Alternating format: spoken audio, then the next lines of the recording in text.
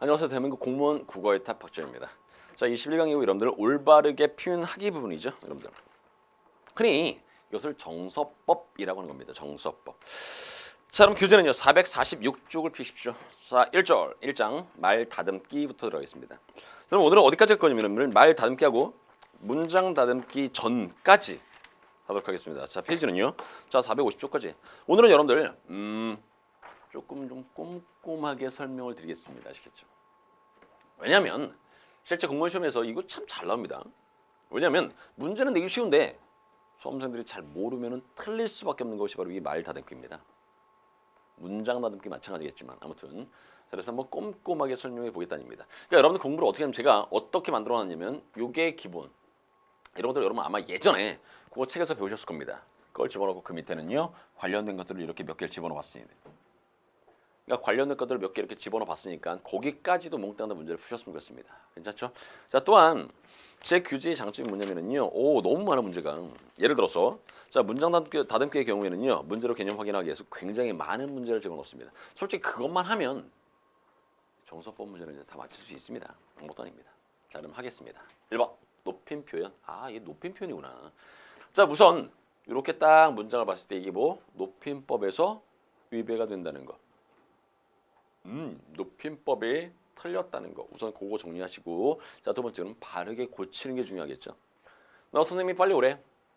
이는 뭐로 바꿉니까? 깨서로 바꾸죠.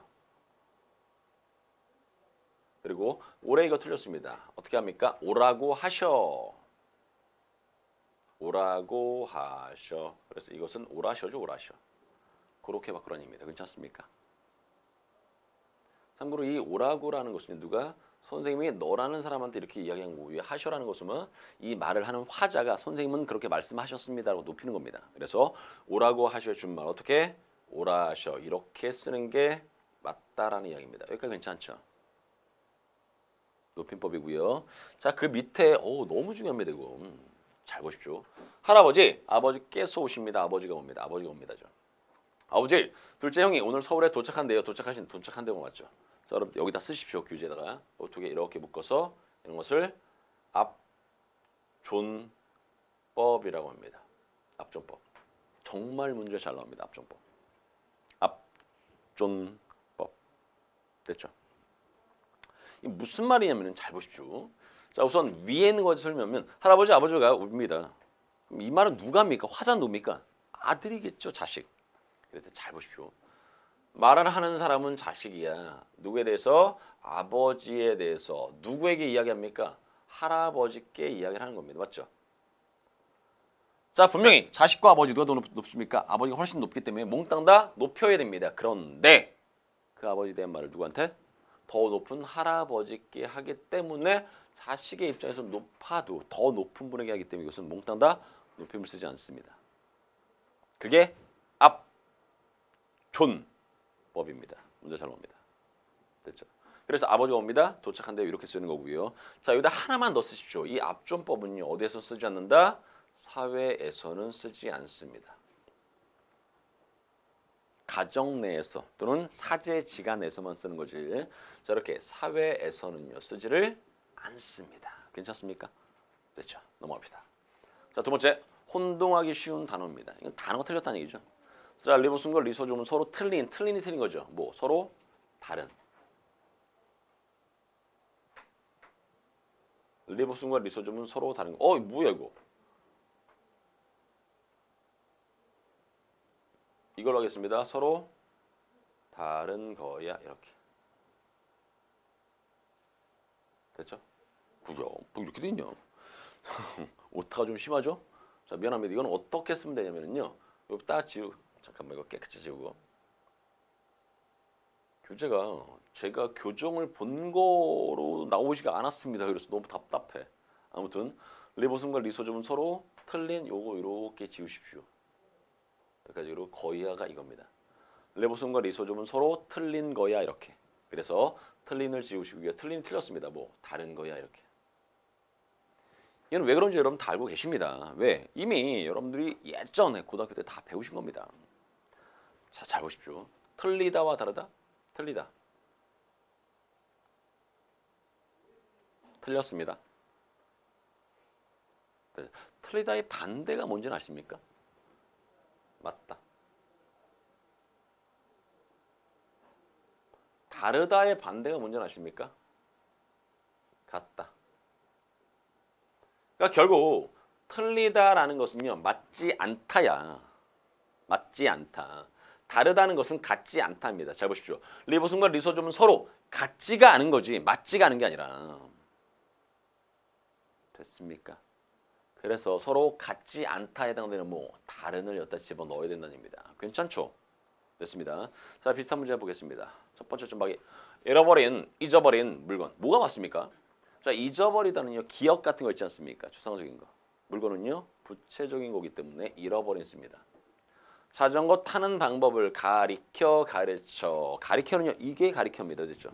그래서 가르쳐가 맞습니다. 뭐 이런 것들이 다 알고 계시죠? 네, 좋습니다. 그 다음 넘어갑시다.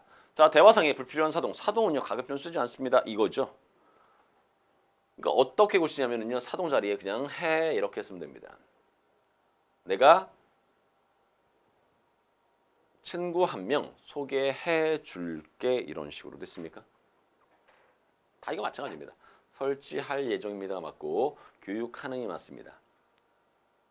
됐죠? 불필요한 사동 표현 가급적 사동은요 쓰지 않는 것이 좋다라는 이야기입니다. 됐습니까? 다시 한번 사동의 경우에는요 쓰지 않는 것이 좋습니다. 그래서 대화상에 불필요한 사동은요 쓰지 않습니다. 됐죠? 넘어갑시다.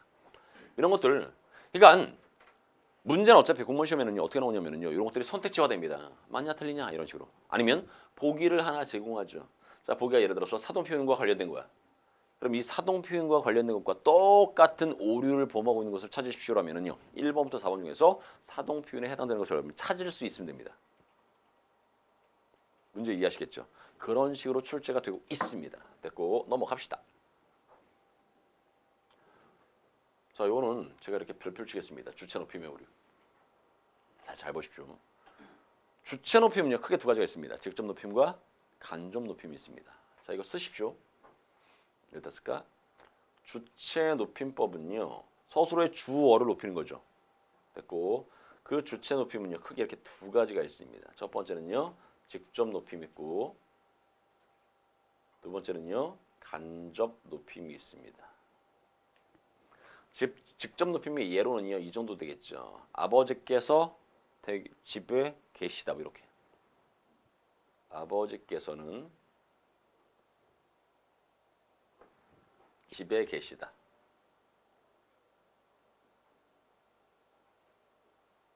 서술어가 이거죠. 계시는데 누가 계시는 거야? 아버지께서 계시는 겁니다. 즉 서술어의 주어를 그냥 직접적으로 바로 높여버렸죠. 이런 것을 직접 높임이라고 합니다. 괜찮습니까? 됐죠. 간접 높임이 뭐냐면 이겁니다. 아버지의 말씀이 있으시다. 아버지의 말씀이 있으시다.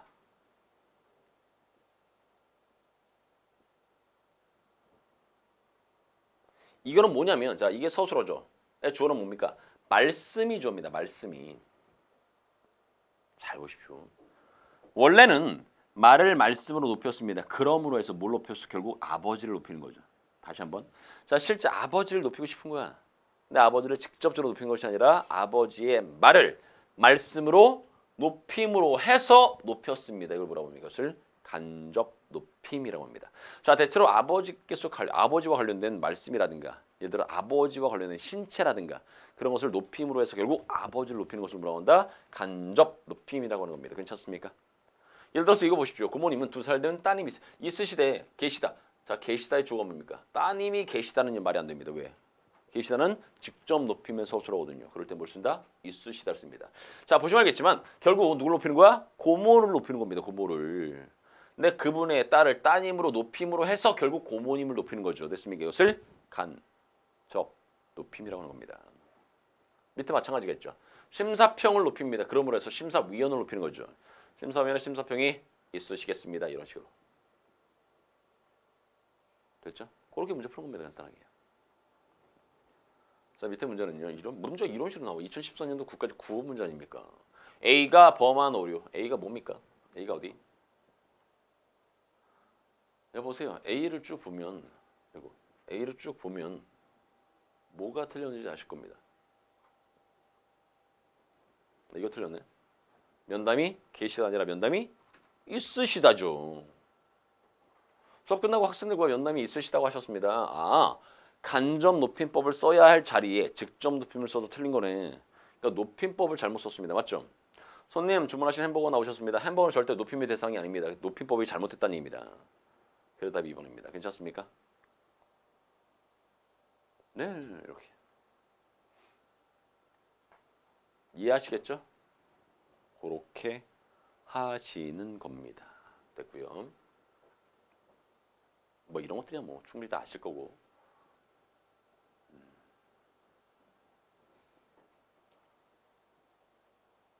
좋습니다. 자, 그다음 넘어갑시다. 자, 5번입니다. 잘못된 형용사 활용이라고 되어 있는데 잘 보십시오.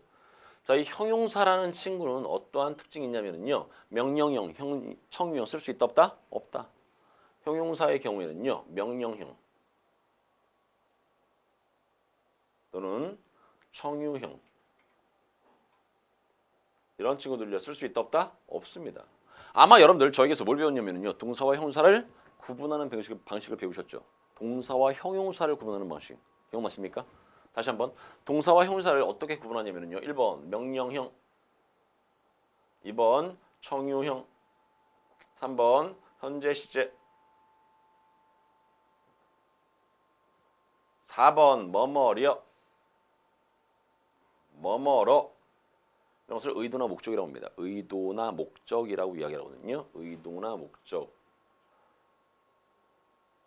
의도나 목적. 됐습니까? 자, 이런 것들을 쓸 수 있으면 동사, 쓸 수 없으면 형용사입니다. 괜찮습니까? 그러니까 쉽게 말하면 형용사니까 여기는 명령형이나 청유형을 쓸 수가 없습니다. 됐습니까? 근데 보십시오. 아버님, 올해도 건강하세요. 아버님. 며느리의 경우에는 아버님이라고 할 수 있습니다. 근데 아들의 경우에는요. 아버님 안 됩니다. 아버지. 아무튼 자, 아버님, 올해도 건강하세요. 자, 지금 이제 건강하세요라고 뭘 썼습니까? 명령 썼죠? 틀렸습니다.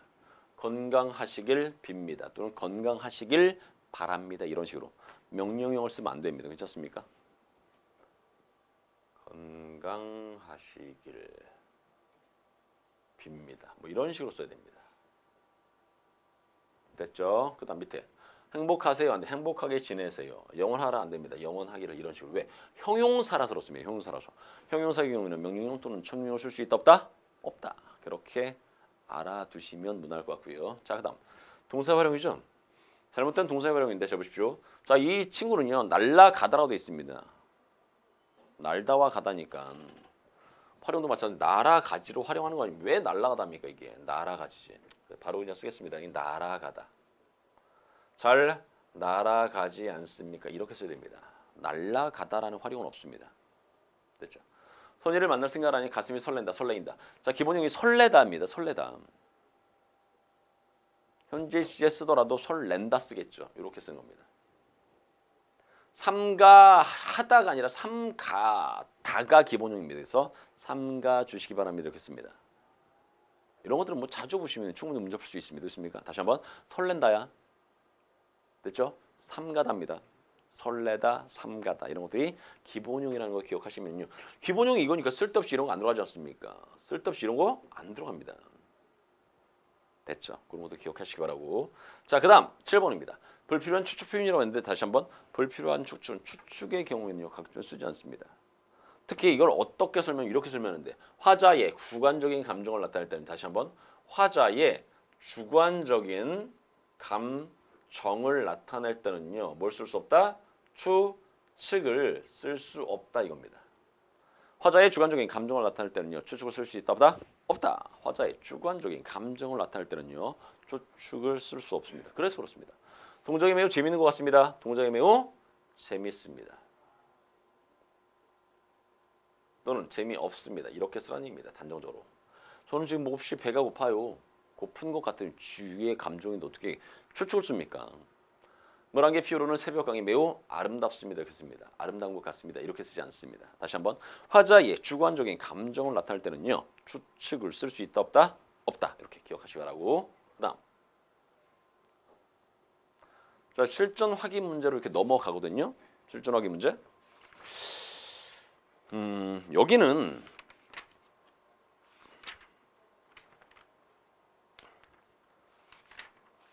우선은 조금만이라도 더 하겠습니다. 우선 문장 다듬기로 우선 넘어가겠습니다. 아시겠죠? 자, 451쪽 피십시오.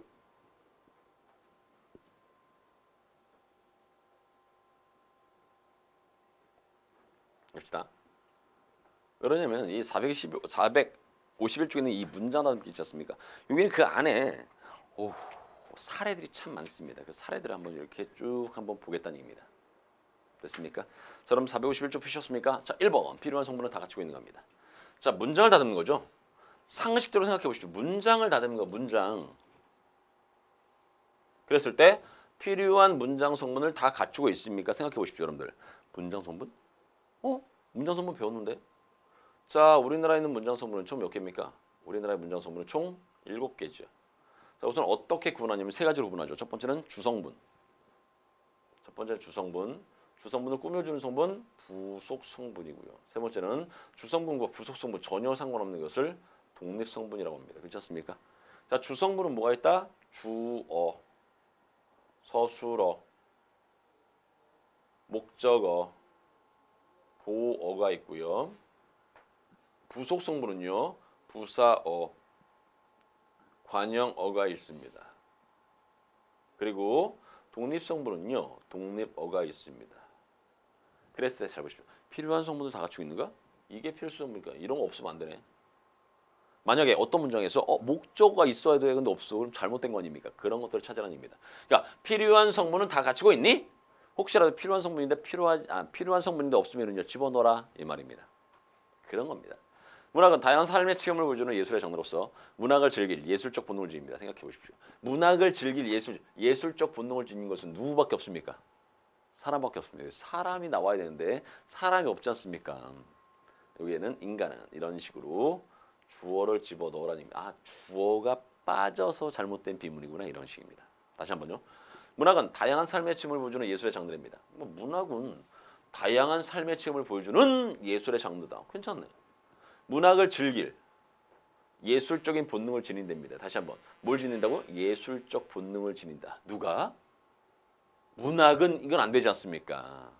그러니까 여기에 사람을 이렇게 집어넣어서 인간은 문학을 즐길 예술적인 본능을 지닙니다. 이렇게 써야지 맞다는 얘기입니다.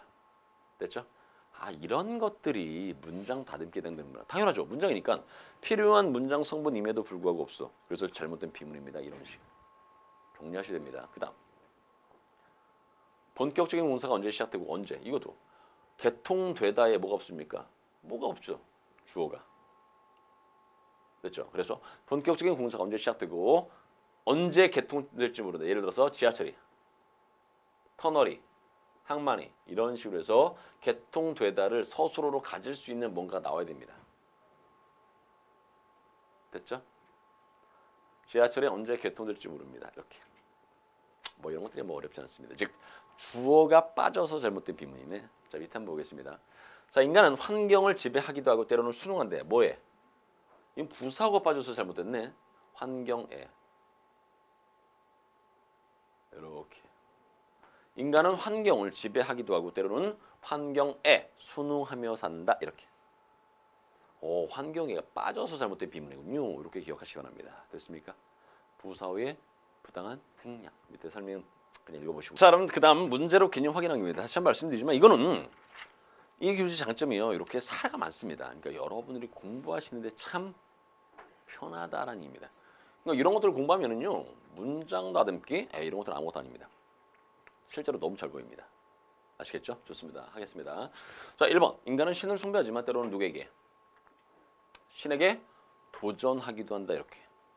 이건 부사어가 빠져서 잘못된 비문이죠. 그래서 신에게 이렇게 써야 됩니다. 신에게. 됐죠? 인간은 신을 숭배해. 하지만 때로는 신에게 도전하기도 한다. 괜찮죠? 그리고 2번. 나는 테이를 좋아하지만 나를 좋아하는지 알 수. 누가 나를 좋아하는지가 없지 않습니까? 누가가 없죠. 테이가. 그러니까 여러분들 조금만 생각하면 어렵지 않습니다. 이거 진짜. 근데 이런 연습을 좀 하셔야지만이 잘 보입니다. 하지 않으면 잘 안 보입니다. 아시겠죠? 자, 3번. 자, 우리는 공부할 수 있게 해주신 것에 감사해야 된다. 누구에게? 누구께? 자, 우리가 공부할 수 있게 해주신 것에 감사해야 된다. 그러니까 여기서는 밑에 여러분 답이 선생님께서라고 돼 있죠? 선생님께입니다. 선생님께 우리가 공부할 수 있게 해주신 것에 감사해야 한다. 이런 식입니다. 선생님께서 아니라. 선생님께서라면 이게 주어 아니면 주어. 선생님이 감사하는 거야. 말이 안 되지 않습니까? 그래서 선생님께 우리가 공부할 수 있게 해주신 것에 감사해야 된다. 이렇게. 됐죠? 일단 다시 한번 선생님께서 아니라 선생님께입니다. 이렇게 쓰시기 바랍니다. 괜찮죠? 됐고. 자, 4번입니다. 짐승은 다른 동물에게 잡아먹히기도 하고 먹히기도 하지만 먹기도 하죠. 그래서 짐승은 다른 동물에게 잡아먹히기도 하고 다른 동물을이겠죠. 동물을 잡아먹기도 한다. 됐고 5번. 중국의 땅덩이와 인구는 많습니다. 자, 인구는 많다라는 서술로 쓸 수 있지만 땅덩이는 넓은 거죠. 중국의 땅덩이는 넓고 인구는 많다. 이렇게 써야 되겠죠. 자, 그 다음 넘어갑시다. 이런 것들 여러분들이 조금만 신경을 쓰시면 충분히 문제 풀 수 있습니다. 아무것도 아닙니다. 이거. 자, 그 다음 봅시다. 어제는 비와 바람, 보십시오. 이것도 와라는 접속 조사가 딱 있으면은요 한 번쯤은 의심을 해봐야 돼. 이거 문제 정말 잘 나옵니다. 이거. 바람은 불었다라는 서술로 쓸 수 있고 부서 필요 없고 불었다라는 서술로 쓸 수 있죠. 근데 비는 불었답니까? 삑 틀렸습니다. 말이 안 되죠. 그래서 어제는 비가 내리는 거죠. 비가 많이 내렸고 바람이 많이 불었다 이렇게 하든가 됐습니까? 내리다라는 걸 씁니다. 내렸고 비가 많이 글씨가 왜 이래? 자, 여기서 내리다를 씁니다. 그래서 내렸고 이거 잘 보이시죠? 어차피 밑에 답도 있으니까 제가 집어넣었으니까 그거 보시기 바라고. 작품에 손을 대거나 작품에 손을 대는 거죠. 작품의 파손, 이건 안 되지 않습니까? 작품을 파손하는 행위를 금지하는 겁니다. 작품에 손을 대거나 여기서는 작품을 파손하는 행위는 금지합니다. 괜찮죠? 네, 좋습니다. 그 다음 사람은 남에게 속기도 하고요. 속이다지요. 남을 이런 식으로 들어갈 수 있습니다. 지금 여러분에게 뭘 설명하고 있냐면요. 문장 다듬기를 설명하고 있습니다. 괜찮죠? 네, 좋습니다. 그 다음 아무리 해도 만들 수 없어 그만둬 버렸습니다라고. 뭐를 만들 수 없는 건데? 뭐를이 없죠. 아무리 해도 배를 만들 수 없어 그만두었다. 이런 식으로 해서 목적어를 일단 집어넣으면 될 것 같습니다. 밑에는요 종이학을 이렇게 돼 있죠. 자, 우리는 한글을 만드신 것에 누가 만들었는데? 세종대왕님께서죠. 우리는 세종대왕께서 한글을 만드신 것에 대해서 감사해야 한다. 이렇게 쓰는 겁니다. 괜찮습니까? 좋습니다. 그 다음 넘어갑시다. 불필요한 성분 없는가? 그러니까 앞에는 필요한데 없어서 말이 좀 이상했죠? 다시 한번. 앞에는 필요한데 없어서 잘못된 비문이고요. 이번은 필요하지 않은데 있어서 잘못된 비문입니다. 반대야 반대. 됐죠? 자, 그 선수의 장점은요. 경기 흐름을 잘 읽고 다른 선수들에게 공을 잘 보내준다는 것이 큰 장점. 보십시오. 장점 두 번 아닙니까? 이런 것들을 바로 뭐라 한다? 불필요한 성분이라고 하는 겁니다. 빼. 그 선수의 장점은 경기 흐름을 잘 읽고 다른 선수들에게 공을 잘 보내준다는 것이다. 점이다. 뭐 이렇게 쓰시면 됩니다. 이런 게 바로 불필요한 성분 없는가 이겁니다. 됐죠? 자, 그 다음 넘어갑시다. 방학 기간 동안 축구. 이것도 맞지. 기간과 동안이 둘 다 때. 둘 중에 하나는 생략을 하셔야 됩니다. 방학 동안 이렇게. 방학 동안 축구를 실컷 했다. 이렇게. 됐습니까? 보십시오. 기간과 동안은 한자어와 고유어로서 어떤 일정한 시기에 다른 일정한 시기와의 사이를 의미하는 중복된 단어입니다. 이렇게. 같은 뜻이라는 얘기입니다. 그러니까 둘 중에 하나 빼야죠. 당연히. 요즘에는 공기를 자주 환기. 이것도 봐주십시오. 환기라는 친구에는요. 공기를 바꾸다의 뜻이 있어서 이게 중복입니다. 이런 것들을 중복이라고 하는 겁니다. 그래서 요즘에는 자주 환기해야. 앞에를 날렸어. 이렇게 하든가 아니면 공기를 자주 바꿔야 이렇게 하든가 둘 다 상관없습니다. 됐죠? 이런 것들이 뭐 가볍게 아실 거고 다 마찬가지거든. 여러분들 이게 다 잉여적 표현으로 설명할 수 있는 거네. 생각해 보니까 아 그렇구나. 불필요한 그렇지 불필요한 필요가 없어 근데 있어. 그럼 결국 중복이나 뭐 이런 식이겠죠. 아무튼 해보겠습니다. 부모를 잃은 미아가 한 해도 수만 명이 생깁니다. 생각 부모를 잃은 거 미아 같은 말이죠.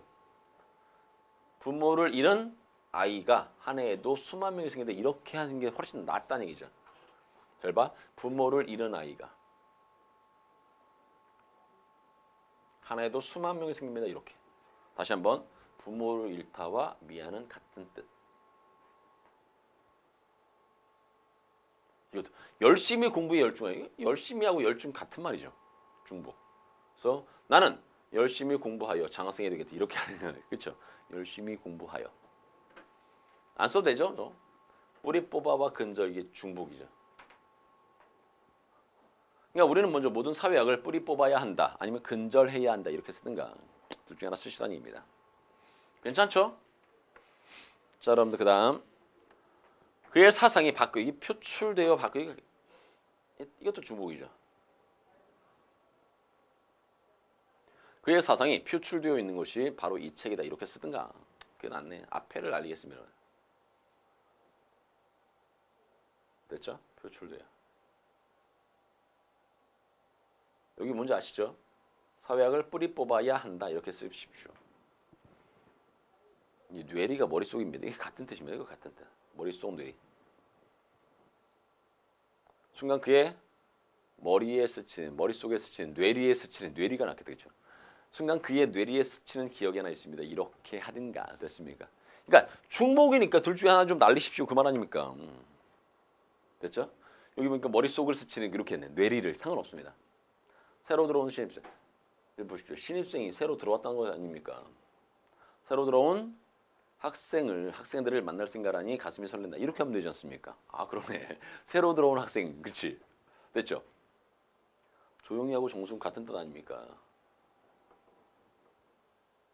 조용히 하고 있었다 이렇게. 됐죠? 그렇게 하시면 충분히 어렵지 않을 겁니다. 괜찮죠? 저의 말 이해하시겠죠? 조용히 하고 있었다 이렇게. 됐고 그 다음 몇 개 안 남았습니다. 문장. 아름다운 결실을 맺기. 결실과 하면 이 결자가 맺을 결자 아닙니까? 이 열매 실자고. 됐습니까? 아름다운 결실을 바랍니다. 그러네. 그러니까 여기서 제일 중요한 것은 뭐냐면 이 친구하고 이 친구가 중복이라는 것을 아는 게 중요한 겁니다. 그래야지만 둘 중에 하나 날릴 거 아닙니까? 그래서 아름다운 결실을 바랍니다. 이렇게. 아름다운 결실을 바랍니다. 됐습니까? 출구라는 것은 밖으로 나가는 거지. 이게 또 같은 말이에요. 이게. 밖으로 나가는 문이 뭐 저쪽에 있다. 이렇게 쓰면 되겠다. 그렇죠? 됐죠? 밖으로 나가는 문이 저쪽에 있다. 이렇게. 나는 그가 겉보기에 인상이 나쁘지 않았습니다라고. 인상이 겉보기인가 봐. 그렇죠? 그러니까 나는 그의 인상이 나쁘지 않았습니다. 그냥 인상만 쓰십시오. 이렇게. 그거는 그렇지? 인상이라는 것은 겉보기 맞네. 그렇죠? 나는 그의 인상이 나쁘지 않았다. 이렇게 기억하시기 바랍니다. 괜찮습니까? 네. 뭐 솔직히 다 무난하다. 대단히 어렵다라고는 솔직히 말씀을 못 드리겠습니다. 맞죠? 근데 이게 이미 여러분들이 한 번쯤 다 보신 거이기 때문에 그렇습니다. 어디서? 고등학교 1학년 때 다 보신 거 아닙니까? 그러니까 저는 제 교재 자체에 굉장히 많은 문제들을 집어넣었습니다. 일부러. 왜? 혹시라도 헷갈릴까 봐요. 여러분들. 그래서 여러분들 자 그냥 꼼꼼하게 정리하셨으면 좋겠습니다. 그냥 무난하게. 됐죠? 그 다음 자 3번입니다. 성분끼리 자연스럽게 어울리는 거죠. 이거는 뭐냐면 흔히 이것을 호응이라고 합니다.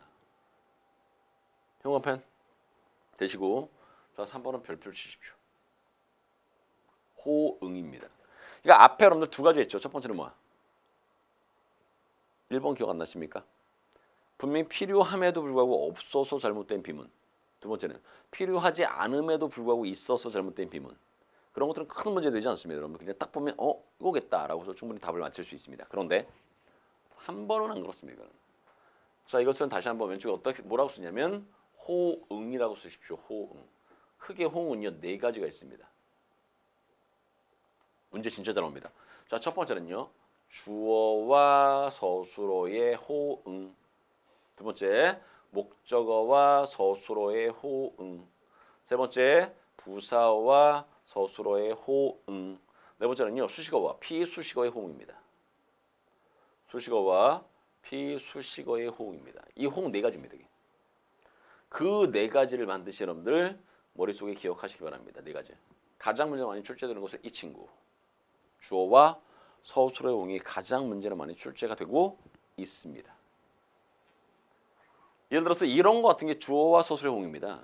자, 이걸 읽는 여러분에게 먼저 당부하고 싶은 것은 주어입니다. 만약 여러분이 주변 환경을 탓하고 있다면 그런 생각을 버리시길 바랍니다. 버리시길 바랍니다. 반드시 앞에 주어를 사람으로 둬야 됩니다. 것은 안 됩니다. 그렇기 때문에 서술어를 고쳐야 된다는 얘기입니다. 이게 흔히 주어와 서술의 호응이 잘못됐습니다. 그 말입니다. 됐죠? 그래서 이걸 읽는 여러분에게 먼저 당부하고 싶은 것은 만약 여러분이 주변 환경을 탓하고 있다면 그런 생각은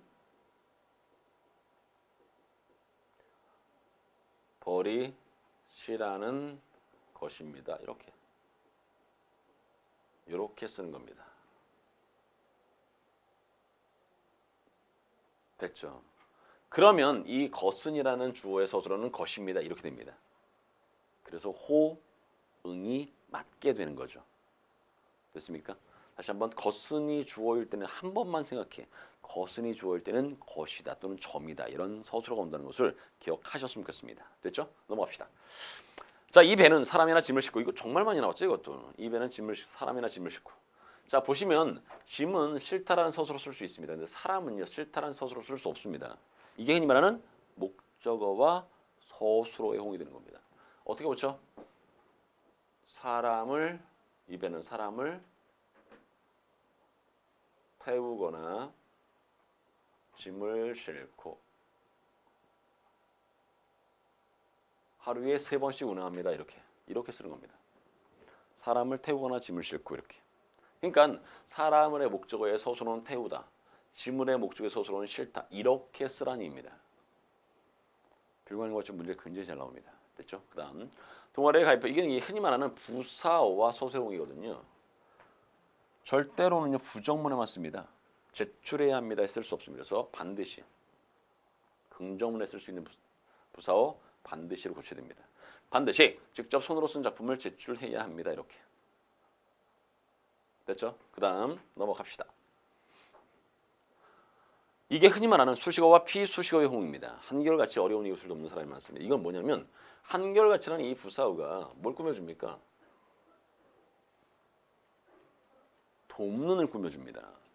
그러니까 이 친구를 꾸며준다는 얘기입니다. 근데 너무 멀어. 왠지 이런 것도 꾸며줄 것 같아. 그래서 잘못됐다는 얘기입니다. 그래서 이건 어떻게 고치냐면 어려운 이웃을 여기에 들어가는 겁니다. 한결같이 돕는 사람이 많습니다. 이렇게 써야지 맞는 문장이 되는 겁니다. 어려운 이웃을 한결같이 돕는 사람이 많다. 이렇게. 괜찮습니까? 그겁니다. 그거. 저는 밑에 문제 보겠습니다. 문제 많으니까. 무엇보다 중요한 것은 것을 눈에 보십니까? 사용되어야 한다는 것이다. 이렇게. 말 이해하겠죠? 무엇보다 중요한 것은 인간이 문명의 이기를 사용할 때 그것이 인간 자신을 위하여 슬기롭게 사용되어야 한다는 것이다. 이렇게 써야 된다는 얘기입니다. 됐죠? 이것도 마찬가지. 것은 건강해야 되는 이게 아니지 않습니까? 살아가는 데 있어서 무엇보다 중요한 것은 건강해야 한다는 것이다. 이렇게. 다 여러분들 답을 그렇게 써놨습니다. 맞죠? 건강해야 한다는 사실이 상관없습니다. 건강해야 한다는 것이다. 상관없습니다. 됐죠? 그렇게 쓰시라는 얘기입니다. 됐죠? 자, 여기서 반성할 점은 그 사상성이라는 것이 문학의 본질적인 조건은 아니지만 적어도 그 성질을 풍부하게 하고 살찌게 하는 영양물이라는 것을 잊어서는 안 되겠다.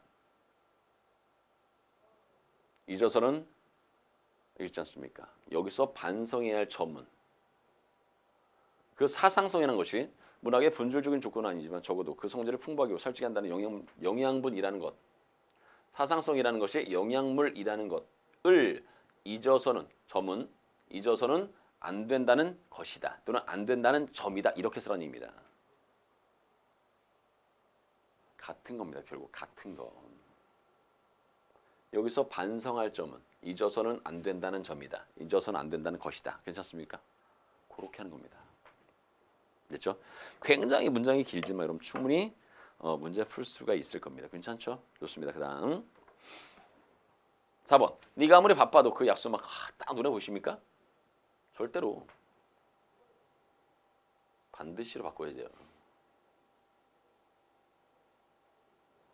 내가 강조하고 싶은 것은 이게 주어네. 학교에 지각하지 말아야 한다는 것이다. 다 똑같죠. 주어 소세 호응 관계 아닙니까? 됐죠? 그 다음 비록 그는 가난하면서 어려운 이웃을 돕는 보람을 느꼈습니다. 비록 그는 가난하면서 어려운 이웃을 돕기는 좀 어렵다. 그렇죠? 가난하지만 어려운 이웃을 돕는 보람을 느꼈습니다. 이렇게. 쉽게 말하면 이거죠. 누가 가난한 거지? 그가 가난해. 잘 봐. 가난하면서 어려운 이웃을 돕는 보람을 느꼈습니다. 이거는 실제 그라는 이 인물 자체가 가난하다는 얘기죠. 하지만 어려운 이웃을 돕는다는 얘기입니다. 됐습니까? 그러한 보람을 느꼈습니다. 그렇게 되는 거죠. 됐습니까? 그렇게 설명하면 그렇게 어렵지 않을 것 같은데? 됐죠? 다시 한번. 비록 그는 여기서는 가난하지만 이렇게 가난하지만 어려운 이웃을 돕는 보람을 느꼈다. 어려운 이웃을 이렇게 도우면서 뭘 느꼈다고요? 보람을 느꼈습니다. 이렇게. 다시 한번. 비록 그는 가난해. 가난하지만 어려운 이웃을 뭐 하면서 도우면서 뭘 느꼈다? 보람을 느꼈습니다. 그렇게 쓰는 게 맞겠다. 그렇죠? 괜찮죠? 좋습니다. 자, 밑에는 7번도 마찬가지로 이것이 잘 나옵니다. 문제. 하물며 너 같은 아이가 할 수 있겠니? 이렇게. 어른도 못하는 일인데 하물며 너 같은 아이가 아닙니까? 아이가. 못하겠지가 아니라 할 수 있겠니? 이렇게.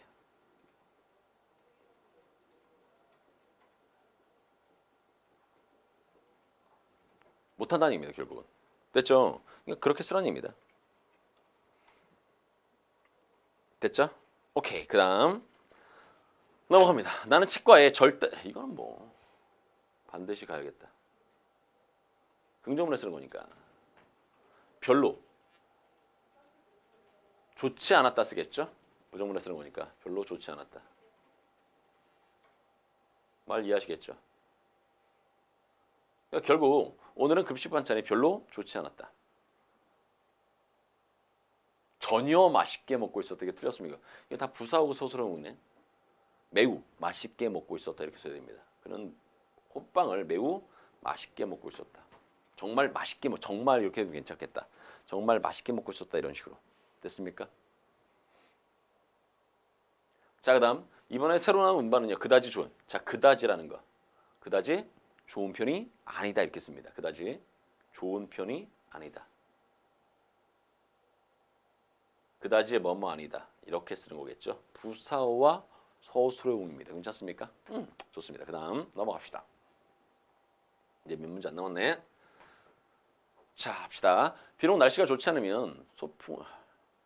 비록입니까? 만약 날씨가 좋지 않으면 이렇게 쓰면 되겠죠. 만약 날씨가 좋지 않으면 소풍은 연기될 것입니다. 만약을 써야겠다. 만약 뭐뭐 하지 않으면. 만약. 날씨가 좋지 않으면 소풍은 연기될 것이다. 괜찮습니까? 됐고. 초록빛의 나뭇잎을 흔드는 바람과 비가 내리는 서늘한 뭐야? 초록빛의 나뭇잎을 흔드는 바람과 비가 내리는 서늘한 날씨입니다. 이거는 잘 보십시오. 비가 내리는 거죠.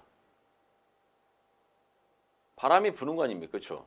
그러니까 이렇게 하는 거겠죠. 자, 밑에 답으로 보면 바람이 초록빛의 나뭇잎을 흔들고 바람이 그러니까 쉽게 하면 이 구조하고 똑같이 가는 겁니다. 비가 내리다니까 여기서는 바람이